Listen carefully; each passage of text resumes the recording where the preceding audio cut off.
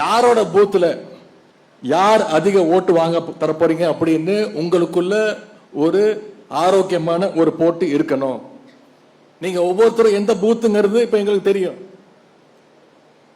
நான் இந்த தெருவுக்கு பொறுப்பு, நான் இத்தனை வாக்குகளுக்கு நான் பொறுப்பு, இத்தனை குடும்பங்களுக்கு நான் பொறுப்பு எடுத்துக்கிறேன்னு உங்களுக்குள்ள பிளான் பண்ணி ஸ்ட்ராட்டஜியோட போக்கஸ்டா ஒர்க் பண்ணீங்கன்னா மைக்ரோ லெவல்ல நிச்சயம் மிகப்பெரிய வெற்றியை நாம பெறலாம்.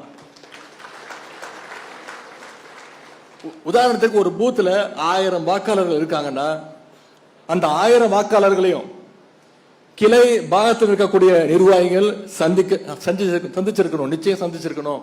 அதை நீங்க உறுதி செய்யணும். அவங்க சந்திக்க போகும்போது முடிஞ்சா நீங்களும் கூட போங்க, அதை உறுதி செய்யுங்க. இந்த பணிகள் எல்லாம் செய்யும் பொழுது மாவட்ட ஒன்றிய நகர பேரூர் கழக செயலாளருடைய அனுமதியை பெற்றுட்டு ஆலோசனை பண்ணிட்டு இந்த பணிகள்ல இறங்குங்க.